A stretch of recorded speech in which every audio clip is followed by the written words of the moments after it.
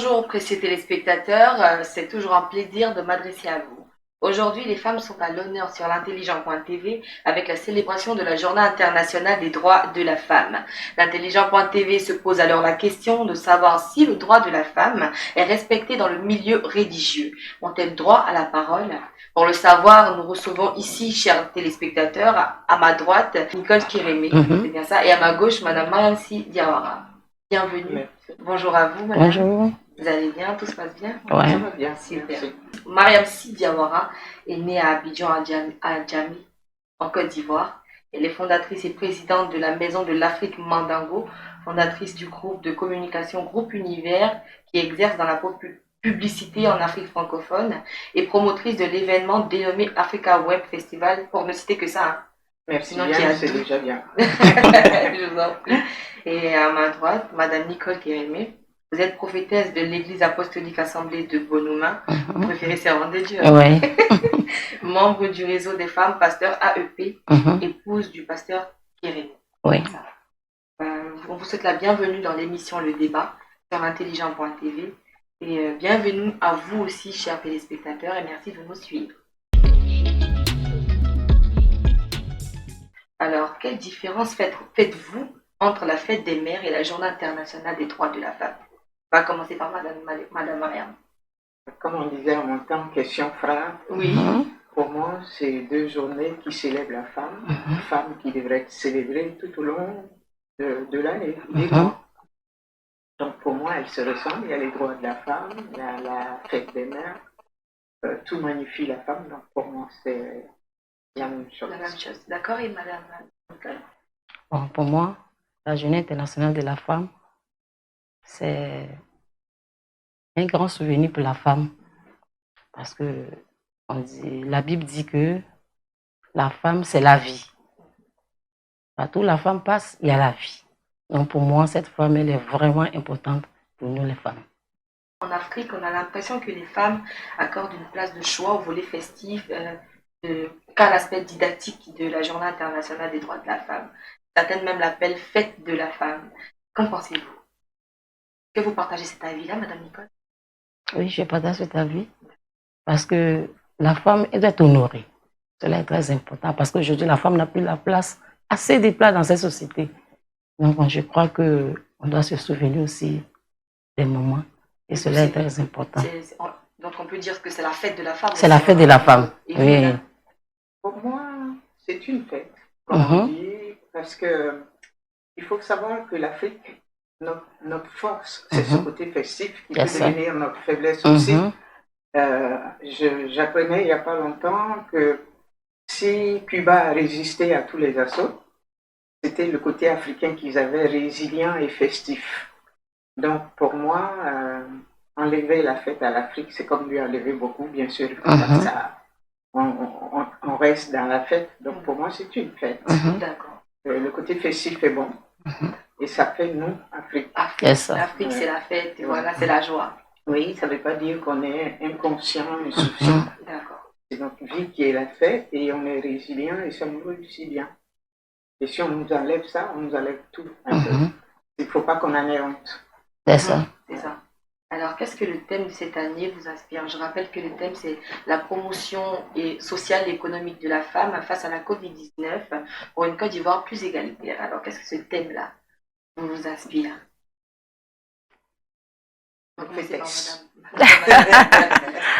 Ce thème m'inspire à penser aux femmes qui ne veulent rien faire. Parce qu'ici, on nous parle de l'économie de la femme et la promotion de la femme. Donc, je crois que cette année, la femme doit s'élever et pouvoir poser des actions nobles. Parce que la personne qui ne travaille pas ne mange pas. Aujourd'hui, dans nos pays, les femmes refusent de travailler. Et cela n'est pas du tout bien. Donc, économiquement parlant, la femme est moins. Or, il faut se lever et poser des actions pour que la femme devienne une femme de qualité. Cela est très important. Donc, pour moi, cette année, c'est bien de dire que la femme, économiquement parlant, doit avoir des ressources et avoir des finances et pouvoir aussi faire avancer le pays.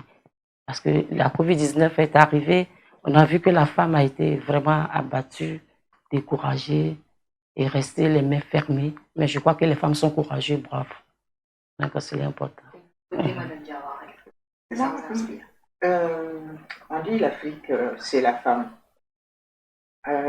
Avant, on n'avait pas besoin d'être reconnu pour devenir quelqu'un. C'est-à-dire le père, il était reconnu parce qu'il était père. Il n'avait pas besoin d'être président de la République pour être reconnu. Je pense que c'est ce problème-là que la femme a eu. Parce que on dit toujours l'Afrique, c'est la femme. Quand les hommes disaient on va aller dormir et revenir, tout le monde sait que c'est aux femmes qu'on allait poser les questions et puis que on revenait dire ce que les femmes avaient dit, pourquoi on allait vers elles, parce qu'elles étaient sages, parce qu'elles étaient calmes, qu'elles étaient solides. Donc la femme a toujours représenté quelque chose, mais qui ne se mettait pas au devant des choses. Et aujourd'hui, comme elle ne se met pas devant, elle n'est pas reconnue. Moi, je me rappelle, j'étais une des premières femmes entrepreneurs en Côte d'Ivoire et même en Afrique. Et les gens disaient, ouais, mais pourquoi toi tu veux prendre la place des hommes? Mais il y avait plein de femmes au marché qui déjà étaient entrepreneurs, mais qu'on ne reconnaissait pas, effectivement.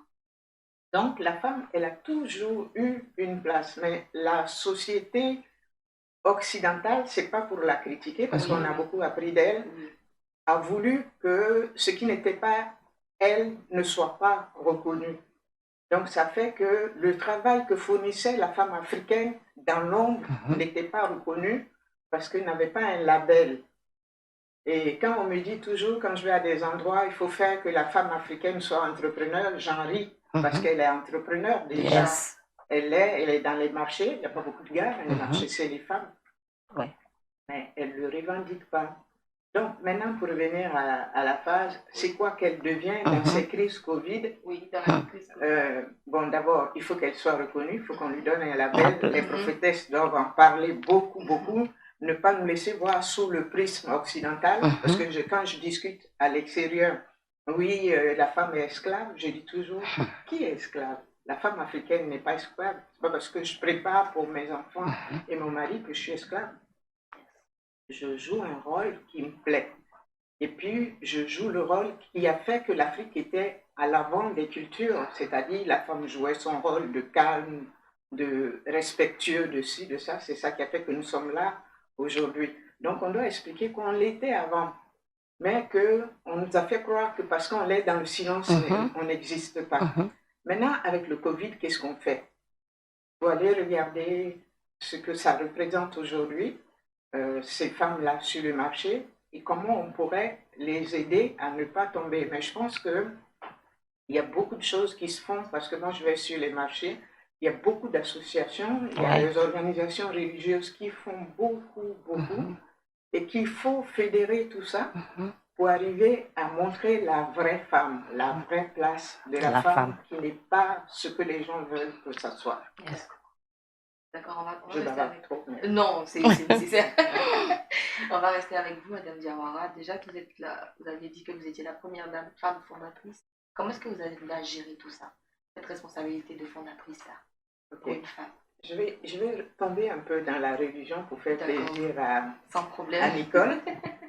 Moi, j'ai un père religieux. Je suis une première à aller à l'école française dans mon coin. Mais mon père, ce religieux, a pris l'engagement, je mets ma fille à l'école devant ses parents. Je suis sûre que l'école ne va pas la pervertir. Et je suis partie à l'école et il a veillé sur nous.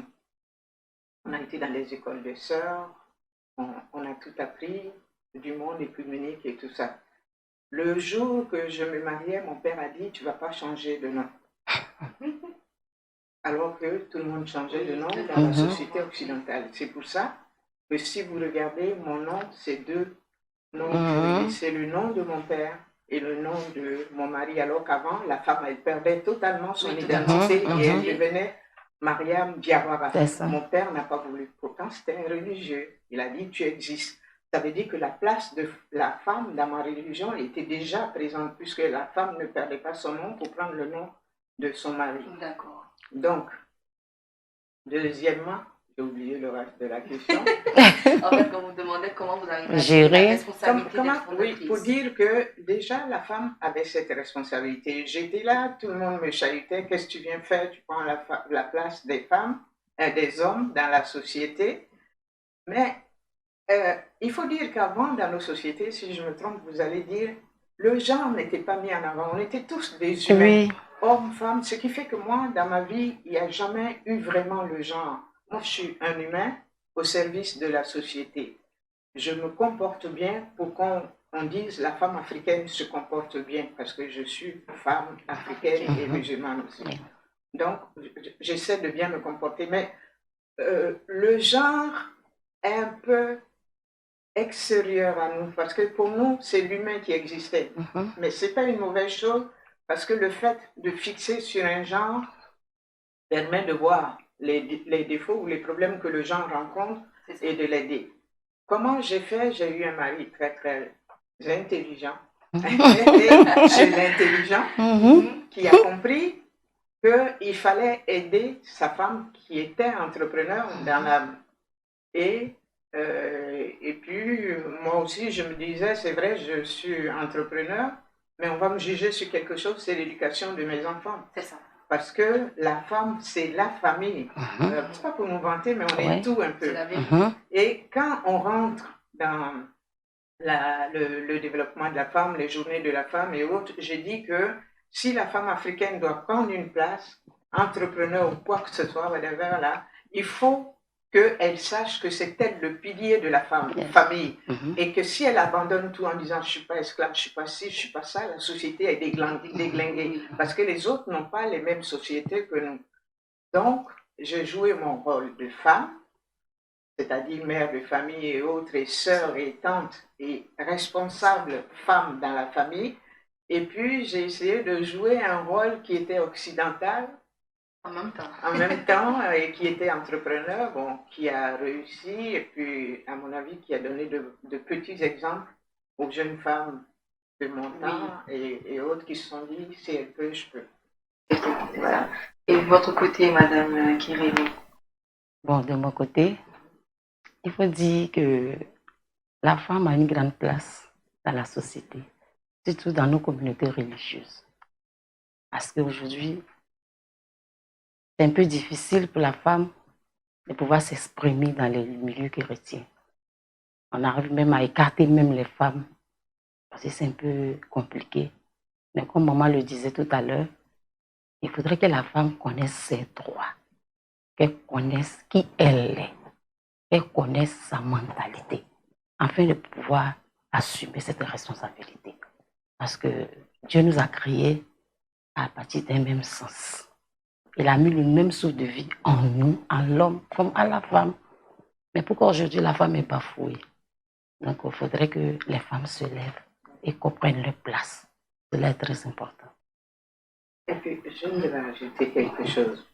Avant, dans les sociétés qui accompagnaient Jésus, c'est les femmes. Qui étaient là pour tout? C'était les premières femmes, les derviches tourneurs chez les soufis, c'était des femmes. Ouais. C'était les femmes qui étaient au devant de tout. C'est pas pour, je vois les garçons là qui nous regardent mal. Donc, même à la résurrection de notre Seigneur Jésus, c'est ça les femmes. C'était les femmes qui étaient là. Et donc, à un moment, quand il a commencé à avoir pouvoir et existence, les femmes ont été écartées peut-être par le fait que la femme ne revendique pas ses droits. Dans les trucs d'entrepreneurs, c'est prouvé que les femmes, elles ont du mal à être créatrices de grosses entreprises parce qu'elles gèrent à la famille. Elles ne vont pas aller demander des crédits. Par exemple, dans une banque, l'homme va venir avec un projet, va dire j'ai besoin de 10 milliards. La femme va venir, va dire est-ce que vous pouvez me donner 1000 francs, je vais me débrouiller avec ça. Parce que nous sommes des gens de famille, on fait grandir les enfants, on les fait croître. Donc, on est toujours dans la petitesse et c'est la petitesse qui permet de grandir solidement. D'ailleurs, je ne sais pas si vous savez, en Afrique avant, quand un enfant s'asseyait et puis commençait à marcher, on l'obligeait à ralentir, Donc la femme, elle sait ça. Elle fait toujours des petits pas. Donc elle ne revendique rien et elle avance. Il ne faut pas qu'on oublie ce côté-là aussi. Mais il faut qu'on comprenne que, comme j'ai dit au début de l'émission, aujourd'hui, il faut une reconnaissance. Pas frapper les gars, Mhm. mais il faut qu'on existe. Ah, yes. Et il faut qu'on se fasse une petite reconnaissance nous-mêmes. Par exemple, vous, votre mari est pasteur, vous Oui. l'accompagnez, vous Mhm. êtes prophétesse. Mhm. Notre société fait que vous allez l'accompagner en le mettant en avant et en restant en En arrière. arrière. Oui. Oui. Aujourd'hui, c'est bon, il ne faut Oui. pas oublier ça, il faut rester en arrière pour Mhm. l'aider, Mhm. mais il faut se faire une petite place parce que la société actuelle veut une reconnaissance. Pour qu'on voit que vous êtes à côté de lui, que quand on parle d'égalité, Mhm. on n'est ni supérieur, ni Yeah, égal, yeah. ni inférieur. Oui. On est complémentaires. Tous les humains Oui. sont complémentaires. C'est à vous de montrer qu'il est votre complément, que s'il est où il est, c'est Mhm. parce que vous êtes là.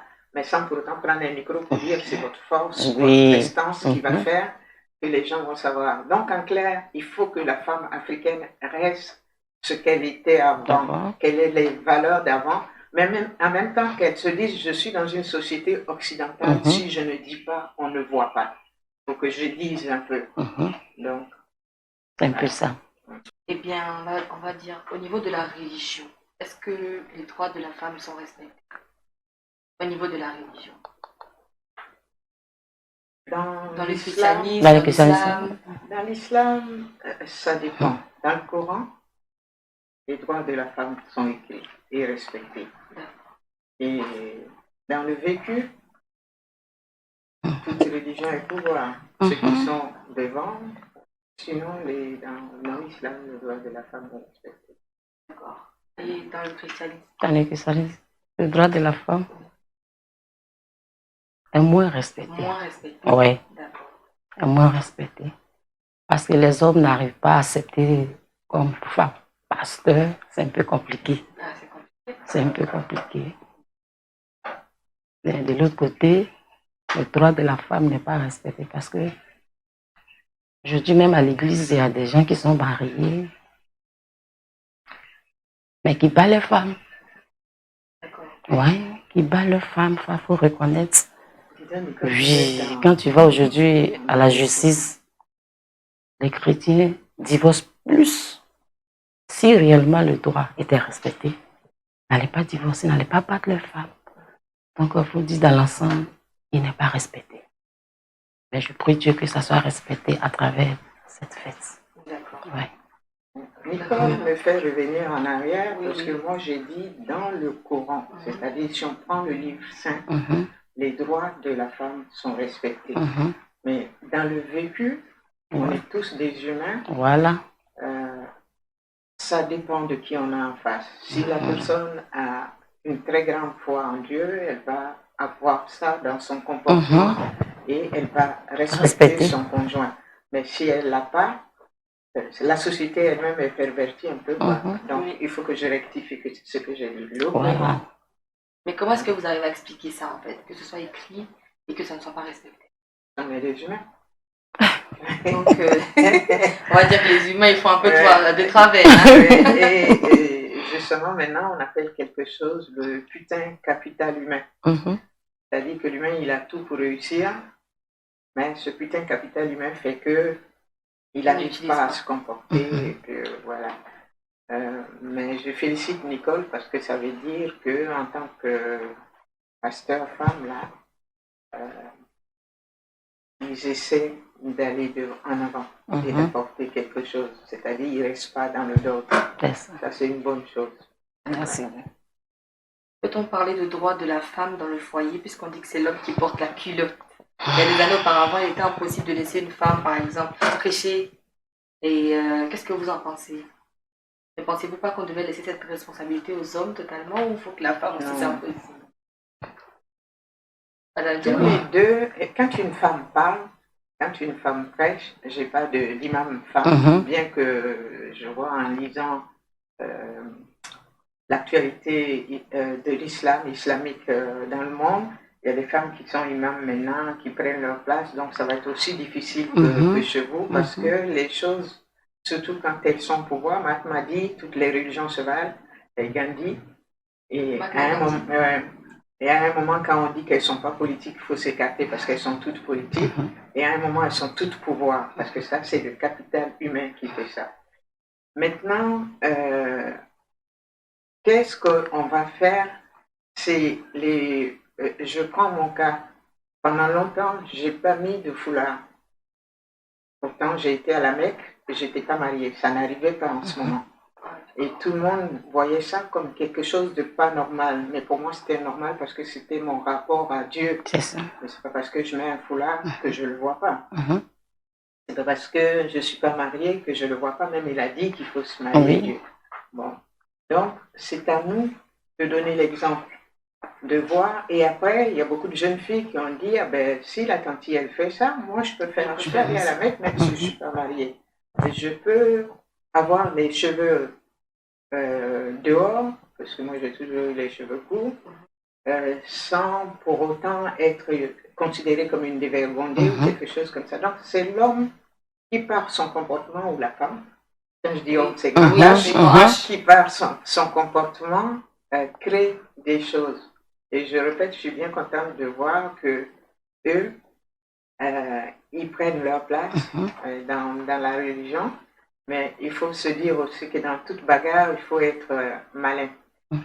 Si les gars ont peur de vous, vous ne pourrez pas avancer. Donc, il faut faire comme avant, les accompagner tout en prenant votre place, parce que c'est l'exemple qui fait la vie. Si les gens vous voient, vous n'avez même pas besoin de parler. Si vous prêchez bien, si vous savez, vous n'avez pas besoin de dire que c'est vous le chef, vous êtes le chef, si vous communiquez bien. Alors déjà, votre communication. Voilà, donc... bravo pour ce que vous faites. D'accord. Et de votre côté, qu'est-ce que vous en pensez? Que je me dis, par rapport aux droits de l'homme dans le foyer, aujourd'hui, on ne peut pas donner toute la place à l'homme. C'est vrai que l'homme est le chef de la femme.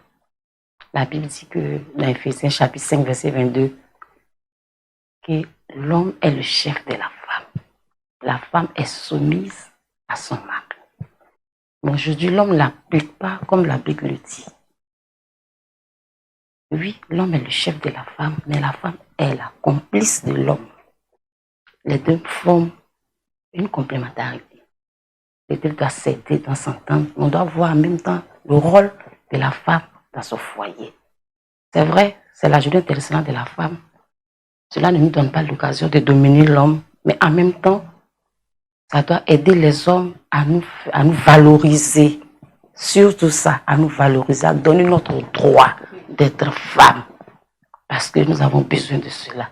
C'est vrai, on le dit oralement, mais est-ce que le vécu s'est fait? Non, les gens ne l'appliquent pas. Et nous avons mal à l'intérieur de nous-mêmes. C'est vrai, Dieu reconnaît notre place, il reconnaît ce qu'une mère fait, ce qu'une femme fait tous les jours. C'est pas facile de porter d'abord un enfant pendant 9 mois, l'accoucher, faire des enfants, les élever, les éduquer. On doit nous dire bravo aujourd'hui là, on doit nous dire bravo parce que nous le méritons. Mais aujourd'hui les hommes, ils ont oublié même qu'aujourd'hui est la journée internationale de la femme. D'autres ont oublié. Oui, mais nous remercions Dieu. L'intelligence a pensé à nous les mamans. Il nous a invités à ce plateau. Donc, c'est normal. J'allais ajouter quelque chose.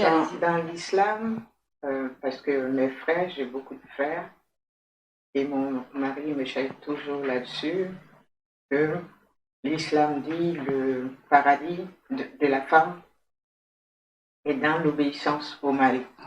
Et moi, je dis non, vous avez mal lu. Ali, le compagnon et le gendre du prophète, a dit dans l'aimable obéissance à l'homme. C'est-à-dire que c'est pas si tu ne veux pas là. Mais si tu acceptes que c'est lui ton mari, que c'est ton compagnon, que vous êtes complémentaires, et que tu acceptes de l'accompagner, c'est ça qui t'ouvre une porte du paradis. C'est ça. C'est pas parce qu'il t'a frappé ou quelque chose comme ça. Voilà. Donc la soumission par la force ne donne rien. Et comme elle a dit, il faut que les hommes reconnaissent. Mon père disait que tu ne peux pas commander quelqu'un si tu l'aimes pas. C'est ça. Donc, si on veut, nous les femmes, prendre une place, ils ne nous la laisseront pas tant qu'on sera combatif. Merci. Bien sûr, il faut se battre, hein, je n'ai pas dit d'être Mhm. il faut se battre, Mais il ne faut pas qu'ils aient peur de perdre leur place, sinon ils la perdront jamais.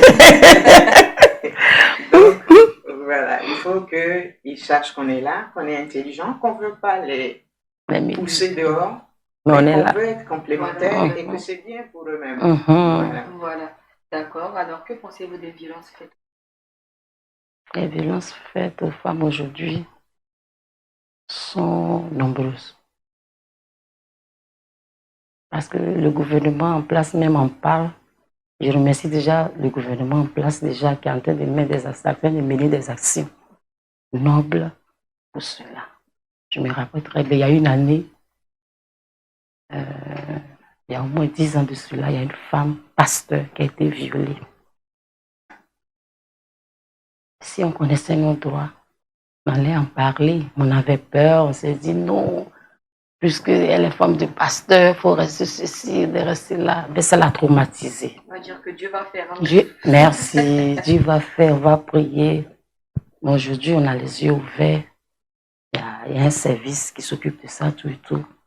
Et je crois que le gouvernement doit continuer encore des actions par rapport aux violences faites aux femmes. Les femmes, chaque jour, sont violées. Les enfants, les élèves, dans le milieu scolaire, les enfants sont violés dans les toilettes. Donc, on doit mener plus des actions sur ce fait-là. Donc, on a besoin de soutien par rapport à cela. D'accord, c'est bien noté. Et Madame Diawara, de votre côté? La violence faite aux femmes, oui. La violence faite aux humains, aux créatures de Dieu. C'est vrai que ça me touche. Et beaucoup. Et comme elle a dit, moi je pense que tout passe par l'éducation. C'est pour ça que je travaille beaucoup avec les jeunes.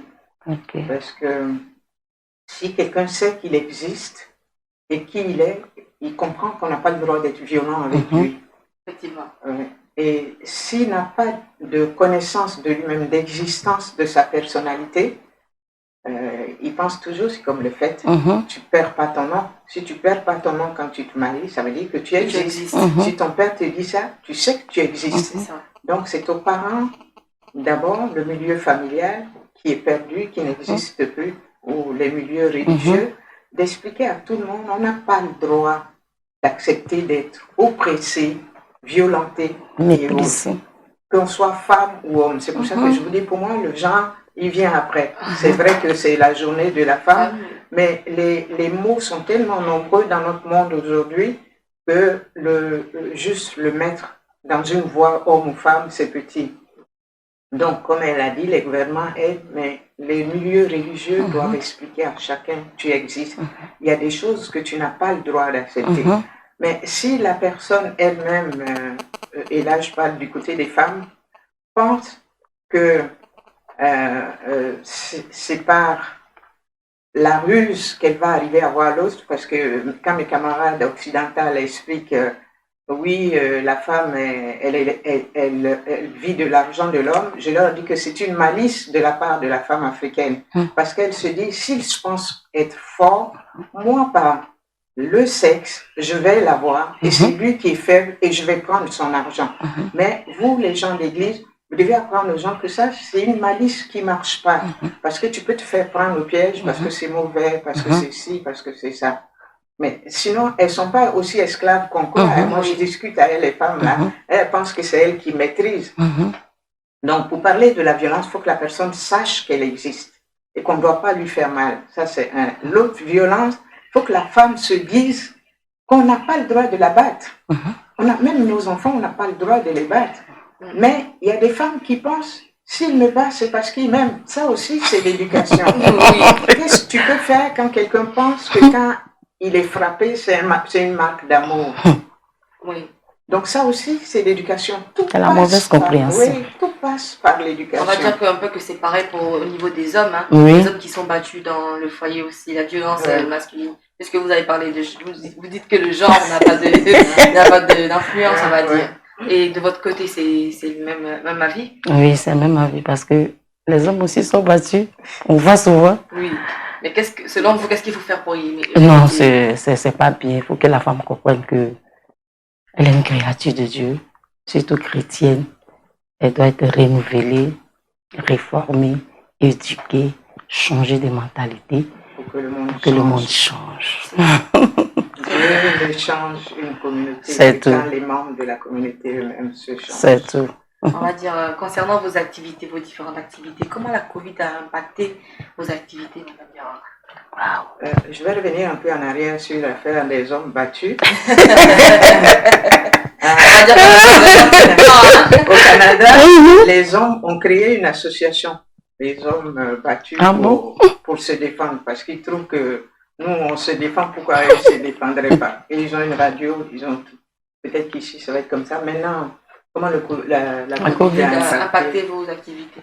Dur, surtout dans le monde de la communication, parce que la communication vit, parce que l'économie marche. Si l'économie ne marche pas, le premier budget qu'on enlève, c'est les budgets de com. Donc, au niveau de la com, c'est vraiment dur. D'accord. Et vous, Madame Ah oui, c'est un peu difficile. La Covid a touché un peu l'église, parce qu'on ne faisait plus le culte. On faisait par section. Donc, mais par la communication, Dieu a fait grâce. Est-ce qu'on peut continuer de parler de développement de la femme alors que le coronavirus sévit toujours concernant les activités de la femme? Oui. D'accord. On mange, on doit travailler. Oui, on mange, on doit travailler. Oui. Et on a vu que c'est par temps de crise que la société a évolué. Oui. Depuis très longtemps. Quand il y a une crise, la société se reforme et elle évolue. Donc, moi, je pense que ça peut apporter quelque chose et je le vois. Et puis, nous, chefs d'entreprise, ça nous rend un peu plus exigeants. Oui. Et ça nous rend plus formateurs vis-à-vis de nos jeunes pour que le monde change en bien. Et puis voilà, alors qu'avant, on laissait tout aller en se disant ils vont se débrouiller. Mais maintenant, on se sent tous concernés par le monde meilleur qu'on peut construire.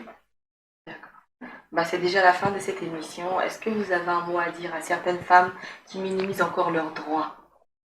Madame Kérémé. Oui, je vais m'adresser à une femme particulièrement ce matin. Qu'elle ne minimise pas son droit. Parce que le droit, c'est les avantages qu'a un mari et une femme. Qu'elle se lève et qu'elle croit en elle-même. Et qu'elle pense qu'elle peut y arriver. C'est tout ce que je peux dire. Merci. Madame Diawara. Moi, je pense qu'un monde meilleur est possible. Et on se bat pour ça et on va y arriver. Tout simplement. Oui. Et on est obligé. Oui. Alors, un mot pour l'équipe de l'intelligent.tv, un mot d'encouragement, Madame Diawara. Bravo et bravo à la fille que j'admire. Et que Dieu vous accompagne et vous fortifie. Parce que de toutes les façons, j'explique toujours à mes jeunes pourquoi on crée beaucoup de choses qui informent. Parce que c'est l'information qui éduque, qui forme et qui va faire qu'on va arriver à des choses meilleures. C'est ça. Donc, félicitations aux neveux. Que Dieu vous fortifie. Merci beaucoup. Madame Kérémé. Merci à l'intelligent qui fait un bon boulot, qui se bat dans le secret. Mais je demande à Dieu de bénir cette entreprise. Vous allez arriver. Meilleure à intelligence. T'inquiète de Dieu. Alors, c'est sur ces mots, chers téléspectateurs, que nous fermons ces débats. Merci à vous, Madame Diawara et Madame Kérémé, d'avoir accepté de débattre sur la Journée internationale des droits de la femme. Merci également à vous, chers téléspectateurs, de nous avoir suivis. D'ici là, portez-vous bien. Surtout, bonne fête ou bonne journée internationale des droits de la femme. Restez connectés sur l'intelligent.tv. À très bientôt.